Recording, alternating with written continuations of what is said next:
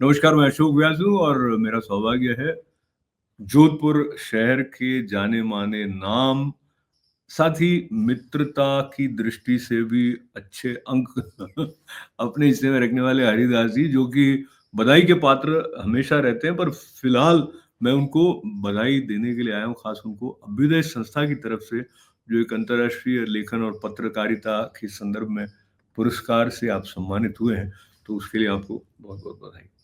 बहुत धन्यवाद भाई, बहुत धन्यवाद। तो ये जो कार्य होता है, कहते हैं अगर उसको कार्य सृजन को, जब एक लेखक लिखता है कहानियां, उसका पुरस्कार से कोई लेना देना होता है मन में नहीं होता है। जो कुछ अभिव्यक्त हुआ वो अपने आप में एक पुरस्कार है, ऐसा भाव कहीं रहता है। फिर भी ये जो सम्मान होते हैं उनका एक भाव होता है, और संवेदनशील लेखक होता है, भावुक होता है। कुल मिला के अभ्युदय संस्था द्वारा ये जो पुरस्कार प्राप्त करने के लिए आप कलकत्ता पधारे जोधपुर से, अनुभव कैसा रहा? क्या महसूस करते हैं आप इस पुरस्कार के बारे में?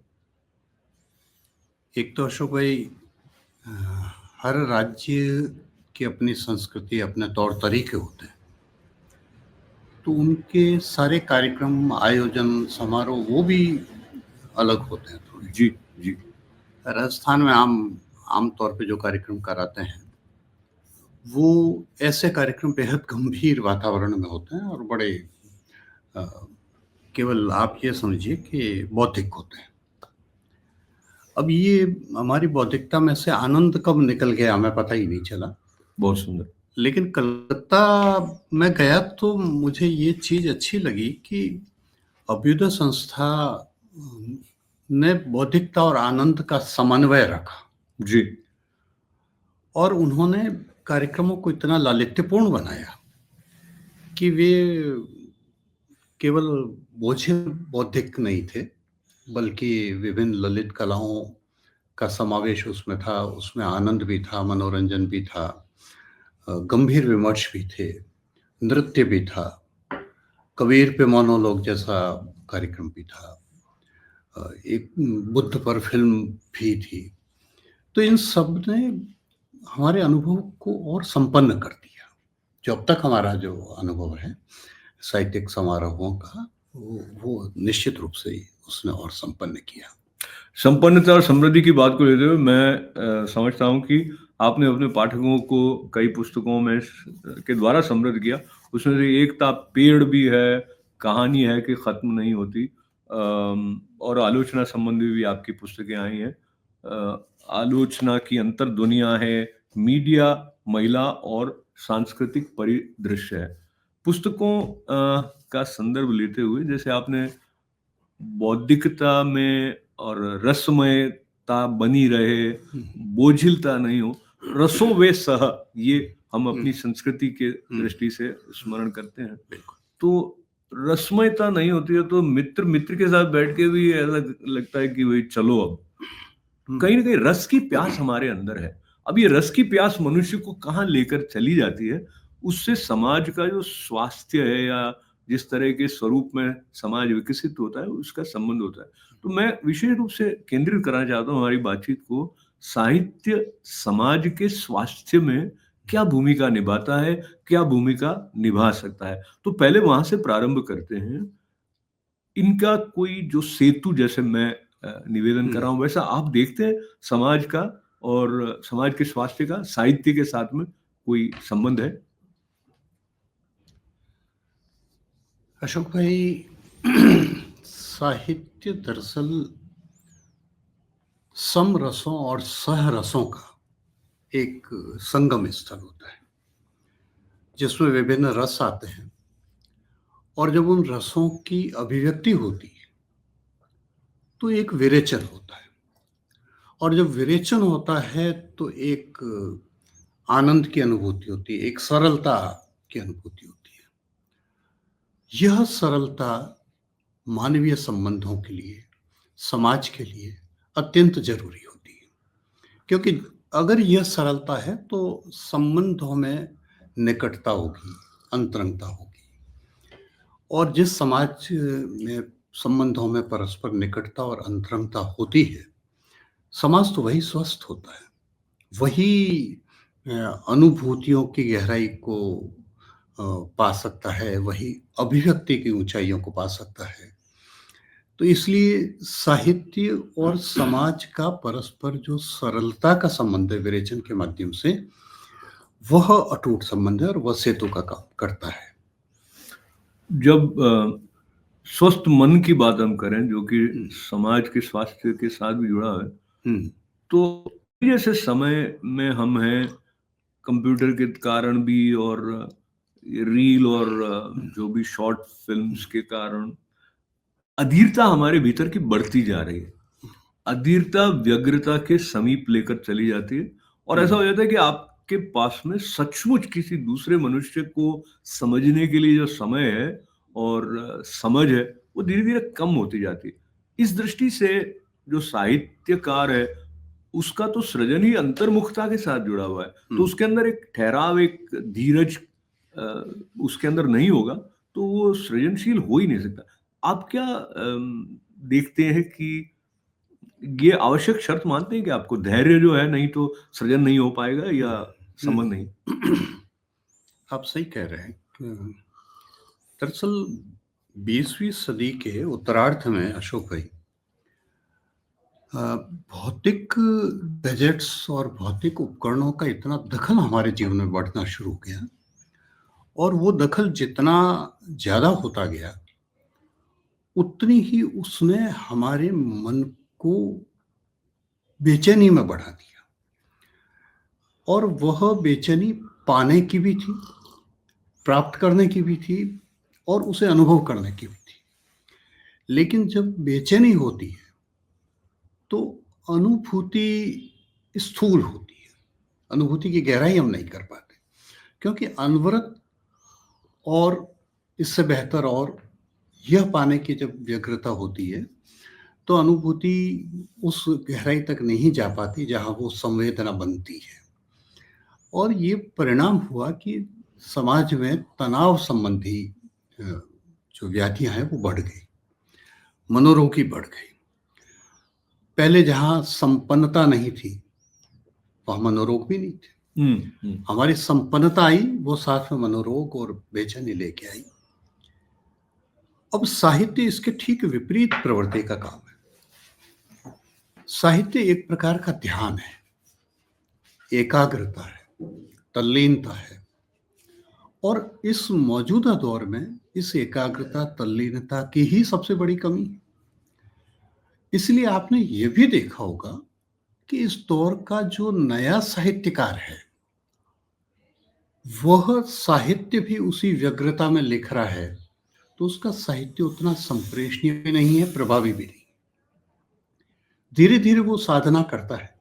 अगर साहित्य को वो अपने जीवन का एक अपरिहार्य अंग मान लेता है, तो वह साधना भी स्वतः करने लगेगा और जब वह साधना करेगा, तो वह एकाग्र भी होगा और यह एक तरह का इस युग से विरोधाभास है।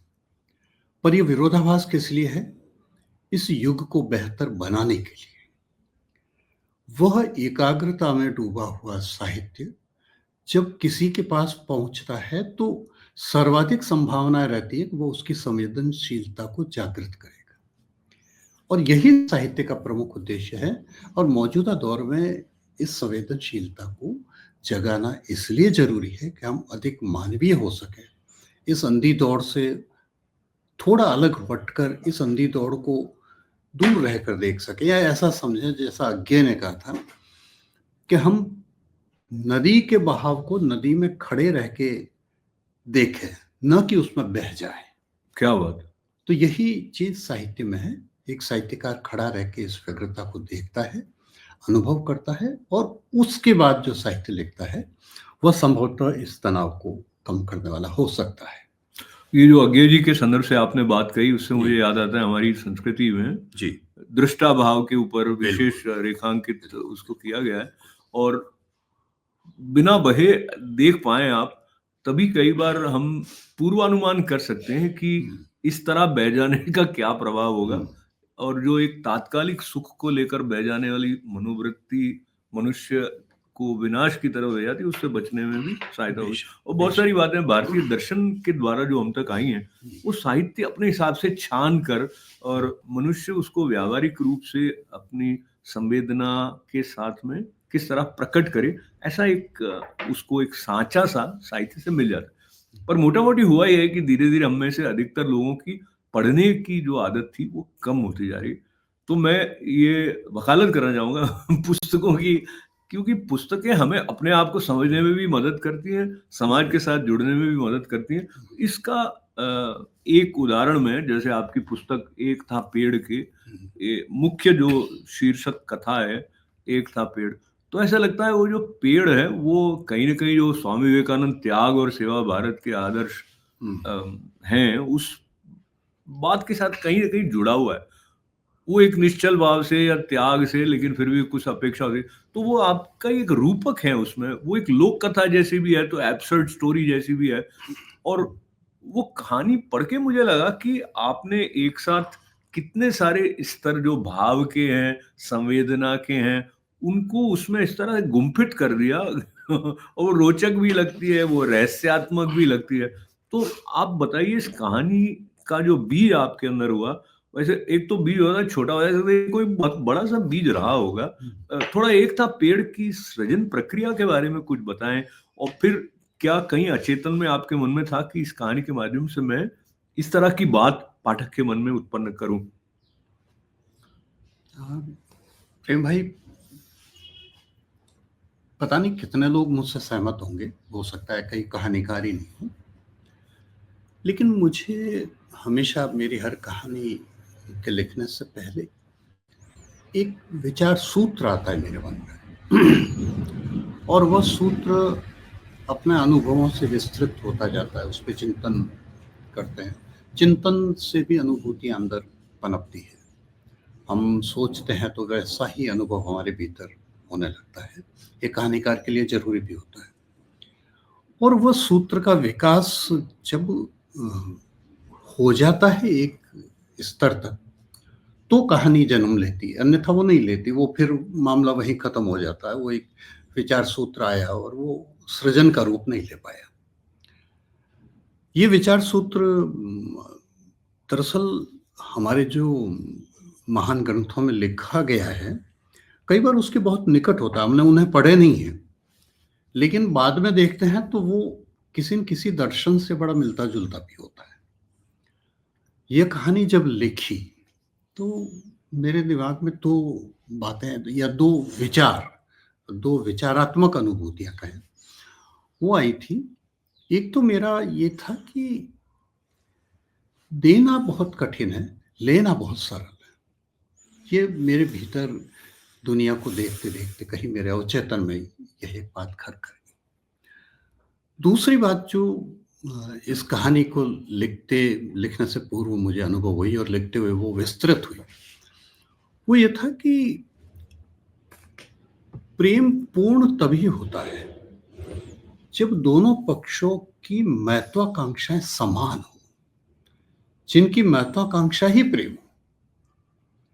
और अगर वो नहीं है, तो एक पक्ष चाहे कैसा ही संपूर्ण प्रेम कर ले, वो संपूर्णता प्राप्त होगी ही नहीं।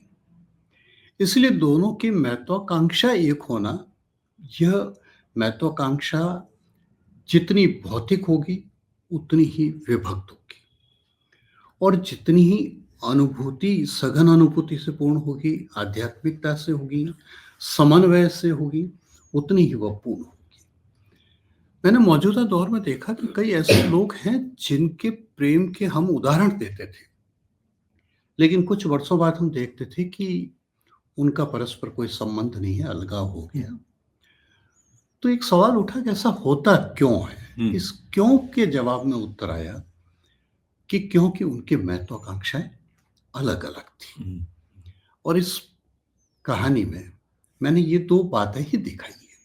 पेड़ जिसे लेना नहीं आता, वो देने में ही समझता है। और वह अपना अंतिम समय तक देता ही देता है। चाहे वो फिर बाद में सूखता रहा है लगातार और वो ठूंठ बन जाता है, खत्म हो जाता है। दूसरी ओर उस लड़की और पेड़ के बीच में प्रेम पनपता है, क्योंकि उस समय उनके अनुभूति के धरातल एक है। लेकिन जैसे ही लड़की भौतिक महत्वाकांक्षाओं की ओर बढ़ जाती है, वहीं से प्रेम टूटना शुरू हो जाता है, एक अलगाव शुरू हो जाता है। और परिणाम ये होता है कि जब भौतिक महत्वाकांक्षा होती है तो दूसरे पक्ष की स्थिति जानने की भी अंदर की जो एक कम से कम इच्छा होनी चाहिए, न्यूनतम, वो भी खत्म हो जाती है। और यही लड़की के साथ हुआ। उसने पेड़ के दर्द को नहीं जाना, बल्कि जब पेड़ सूख रहा होता है उसके इस स्वभाव के कारण, तब भी वह पेड़ से यह कह के लड़ती है कि क्या अपना हाल बना के रखा है, तुम ऐसा करोगे तो मेरा ध्यान कौन रखेगा, मुझे कौन संभालेगा, मेरा क्या होगा। ये मेरा क्या होगा जब आ जाता है तो वहां प्रेम खत्म हो जाता है। मेरा क्या होगा, बहुत महत्वपूर्ण बात आपने कही। और जहां से मैं बात प्रारंभ कर रहा था, एक प्रकार से संपर ऐसे आती है कि जो साहित्य है वो हमारे भीतर ये सजगता जागृत करता है कि हमारा सिर्फ भौतिक अस्तित्व नहीं है, सूक्ष्म स्तर पर कुछ है जो जीवन को सचमुच अर्थपूर्ण बनाता है।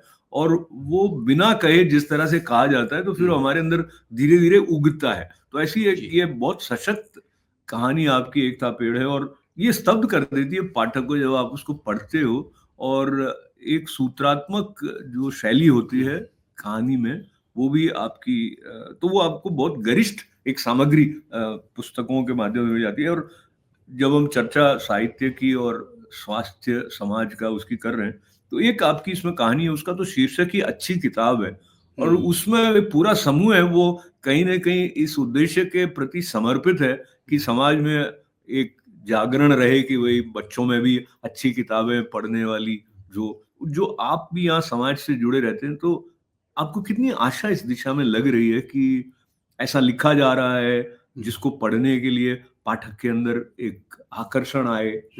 क्या आपको अभी लगता है? जिस समाज में किताब बची रहती है, उस समाज की भावी पीढ़ी के मानवीय बनने की संभावना हमेशा बनी रहती है। एक अच्छा इंसान उनके बने रहने की संभावना हमेशा जगी रहती है। लेकिन इसे दुर्भाग्य कहें या अशोक भाई, बहुत यूं सैद्धांतिक बहस में मैं नहीं जा रहा हूं, लेकिन एक दौर ऐसा आया कि जब कहानी केवल मजदूर, हड़ताल, शोषण, गोली, इसमें सिमट के आ गई और इतनी एक रूपता उसमें थी कि जो साहित्य वाला लालित्य होना चाहिए वो लालित्य था ही नहीं। और ऐसी स्थिति में कहानी खत्म हो गई। दूसरी ओर दुर्भाग्य ये रहा कि फ्री वर्ड्स की जो कविता आई, उसने जो साहित्य के लिए अपेक्षित साधना होती है, वो साधना की प्रवृत्ति खत्म कर दी। तो हम गद्य और पद्य दोनों दिशाओं में हम ऐसे हो गए कि हम भावी पीढ़ी को कुछ देने के लायक नहीं बचे। अच्छी किताब के जो चारों पात्र हैं, उनका जुड़ाव ही साहित्य के कारण है, और उन्हें कहीं न कहीं ये विश्वास है कि ये छूटना नहीं चाहिए, जबकि उन्हीं के समूह में से व्यक्ति छूटता रहा है, साहित्य छूटता रहा है। लेकिन फिर भी वो मिलते इसलिए हैं क्योंकि उनके बीच की जो कड़ी है वो किताब है, साहित्य है, और वे अंततः एक विवाह के अवसर पर मिलते हैं वापस। तो उनके भीतर वो सारी बेचैनियां है कि जो नहीं लिखा जा रहा है, जो नहीं पढ़ा जा रहा है, हम में से जो लिख रहे थे उनका लिखना छूट गया, तो क्या होगा। ये उनके व्यवहार में कहीं न कहीं ये दुख है। और इसलिए जब वो अपने प्रिय पुराने एक बुक स्टॉल वाले के पास आते हैं, वो देखते हैं कि अब उनका बेटा है और वहाँ जहाँ साहित्य की किताबें हुआ करती थी वहाँ किताब नहीं है, तो इसको पूरा कैसे करें। जब बच्चा एक आता है और वो ये कॉमिक्स वगैरह और ये सारे को नकार करके कहता है मुझे अच्छी किताब चाहिए, अच्छी कोई चीज दो पढ़ने के लिए, तो इन चारों की आशाएं जागृत होती है कि नई पीढ़ी में कोई है जो सचमुच कुछ अच्छा पढ़ना चाहता है, और वो एकदम जैसे उनके भीतर एक खुशी लहर मारती है, और वो उस बच्चे को कहते हैं अच्छा तुम्हें अच्छी चाहिए, हम देंगे तुम्हें। यह जो अगली पीढ़ी को देने का भाव जब बचा हुआ है और अगली पीढ़ी के लेने का भाव बचा हुआ है, तब तक अच्छी किताब की संभावना बची हुई है। अब जो गज़ट्स आए हैं उसके बहुत नकारात्मक प्रभाव आप देखते हैं अशोक भाई, बहुत सी चर्चाएँ भी सुनते हैं। लेकिन इस सब के बीच में आपको बताऊँ कि प्रिंट की किताबें भी नहीं करते बढ़ी हैं और उसके पाठक भी बढ़े हैं। अब वो पाठक कितना गहरा है, कितनी गहराई से लेता है, ये एक अलग बात है। साहित्य जिस स्तर का लिखा जा रहा है, उस पर भी सवाल उठाया जा सकता है। लेकिन गज़ट्स के माध्यम से मैंने नई पीढ़ी के से बहुत इस बीच में बात की। किंडल जैसे ऐप पर नई पीढ़ी बहुत पढ़ रही है, वो लगातार पढ़ रही है और आपको जान के दुःख भी होगा और ताज्जुब भी होगा कि वो हिंदी के बहुत से साहित्यकारों को तो नकार रही है कि क्या है, क्योंकि वो मल्टीलिंगुअल है वो पीढ़ी। वो अंग्रेजी का या कोई और भाषा का कुछ अच्छा पढ़ता है तो वो सीधा अपने अवचेतन में एक तुलना करता है कि भाई मेरी भाषा का लेखक कैसा लिख रहा है। तो वह चाहता है कि बेहतर लिखा जाए। उसकी जो अपेक्षा है या जो उसके पीछे भी उसकी चाह छिपी हुई है। वो अगर अच्छा हो तो वो उसे पढ़ने को तैयार है और उसे दुःख है कि अच्छा नहीं लिखा जा रहा है, इसलिए वो उसकी उपेक्षा कर रहा है। तो मुझे विश्वास है कि अंततः तमाम जैसे आप भौतिक सुविधाएँ पालो, लेकिन अंततः आपको शांति की ज़रूरत होगी। जो हमारी हिप्पी कल्चर जो बीच में आया था, वे क्या थे? वो भौतिकता से ऊब करके आध्यात्मिकता की शांति की ओर आए हुए लोग थे। तो साहित्य में भी जब ये सारा नई पीढ़ी इस कचरे को देखेगी तो अंततः वो उसकी तलाश करती है और मुझे विश्वास है कि अच्छा लेखक खत्म कभी नहीं होता, किसी भी युग में नहीं होता है और उसी से वापस प्रसार का प्रारंभ होता है और उसकी संभावना निरंतर बनी हुई है जब अपन नई पीढ़ी से बात करते हैं। संभावना, आशा और एक सकारात्मक भाव आशा मनुष्य के लिए आवश्यक है। आगे बढ़ने का उत्साह जो है वो कहीं न कहीं आशा के साथ जुड़ा रहता है। बातचीत के समापन की तरफ बढ़ते हुए एक और विषय महत्वपूर्ण है। संक्षेप में आपसे ये जानना चाहूँगा कि ओटीटी या ओटीपी क्या कहते हैं, उस पे भी ओटीटी बहुत सारा हम जब साहित्य की विधाएँ अलग-अलग कहते हैं तो नाटक भी है, फिर फ़िल्म भी कहीं न कहीं साहित्य है। हालाँकि वो थोड़ा साहित्य वो अधिक गेय बनाने के या रसमय बनाने के कारण वो कभी-कभी इतना डाइल्यूट हो जाता है कि उसमें उसको साहित्य कहते हुए ऐसा लगता है कि भई कहें कि नहीं कहें, थोड़ी झिझक होने लग जाती है। फिर भी जो कंज़म्पशन है एक हुँ, पाठक का या एक हुँ, दर्शक का हुँ, क्या डिफरेंस माने समझिए कि एक था पेड़ पुस्तक हुँ, जो आपकी कहानी है, वो उस पर फ़िल्म बनी है या हुँ। एक टीवी प कार्यक्रम बना है। वो जो कंज़्यूम करने वाला पाठक होगा और पढ़ने वाला होगा। आपको क्या लगता है दोनों की जो उसकी ग्राह्यता है, उसके अंदर जो प्रभाव पड़ रहा है, उसमें क्या फ़र्क होगा? अशोक भाई, ओटीटी प्लेटफ़ॉर्म ने एक क्रांति लाई है। जब ये शुरू हुआ हमारे यहाँ, तो इसमें कोई दो राय नहीं कि उसमें ज़्यादातर एडल्ट कंटेंट था वो। लेकिन जब भी कुछ नया आता है तो वो असंतुलित होके आता है। पर हाल के समय में बीते कुछ समय से आप देखें तो उसमें बहुत बेहतरीन छोटी-छोटी फ़िल्में बन रही हैं और वे तमाम इस ग्लैमर और फ़ॉर्मूला और इससे हटकर हैं। और अच्छी बात ये है कि उसके व्यूअर्स भी बहुत तेज़ी से बढ़ रहे हैं। लोग टटोल-टटोल कर पढ़ते हैं और इन फ़िल्मों ने उस कमी को पूरा किया है, जो कमी दरअसल आप कहते हैं जो अधिक रसमय करने के चक्कर में वो साहित्य की श्रेणी में फ़िल्में नहीं आ पाती थी। आप बिल्कुल सही कह रहे हैं। बहुत से फ़िल्म के गीतकार ऐसे हैं जो जिन्होंने बहुत अच्छे गीत भी लिखे। जी। लेकिन चूँकि उनकी एक मजबूरी थी तो उन्होंने फ़िल्म के अनुसार गीत भी लिखे हैं। अब ओटीटी प्लेटफ़ॉर्म ऐसा हुआ कि तमाम इस ख़ास तौर से फ़िल्म कला में आप जो तमाम साहित्यिकता या बौद्धिकता या वैचारिकता देना चाहते हैं, उसके लिए आपको एक प्लेटफ़ॉर्म मिल गया है। और अच्छी खबर ये भी है कि उस प्लेटफ़ॉर्म के व्यूअर्स जिस गति से बढ़ रहे हैं, नई शॉर्ट फ़िल्मों के अगर आप क्या टीआरपी कहते हैं, उस जी। टीआरपी को देखें तो वो आपको एक नई आशा जगाता है। तो आशा के साथ में जब हम बातचीत का समापन कर रहे हैं, तो फिर एक बार आपको अभ्युदय संस्था द्वारा जो एक अंतर्राष्ट्रीय स्तर पर अपने पत्रकारिता और लेखन के संदर्भ को लेकर कलकत्ता में जो सम्मान मिला, उसके लिए भी बधाई।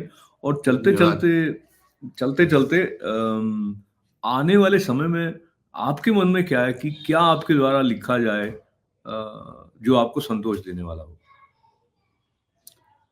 हाँ, यात्राएँ आपको अशोक भाई बहुत कुछ देती हैं।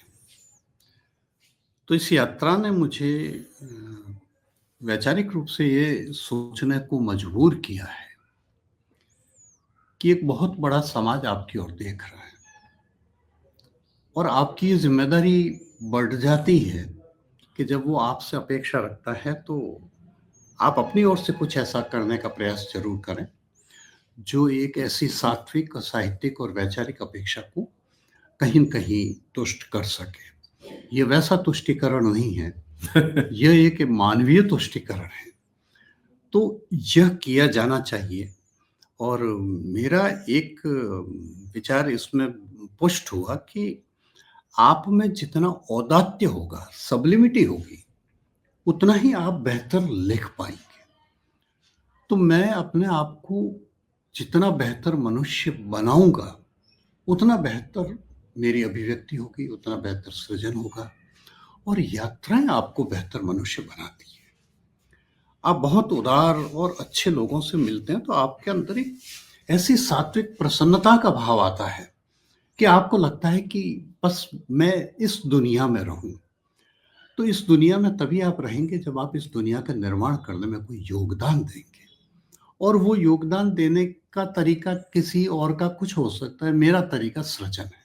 बहुत ही सुंदर। तो तो मैं ये यही कोशिश करूँगा कि मैं ऐसा कुछ कर पाऊँ। तो बहुत सारी बातों के साथ-साथ ये जो सात्विक प्रसन्नता है, इसको मैं एक प्रसाद के रूप में इस बातचीत में से आपके और मेरे लिए लेते हुए हरिदास जी का बहुत-बहुत आभार और आप सभी का हमारे साथ जुड़ने के लिए मंगल कामनाओं के साथ आभार व्यक्त करते हुए लेता हूँ अनुमति।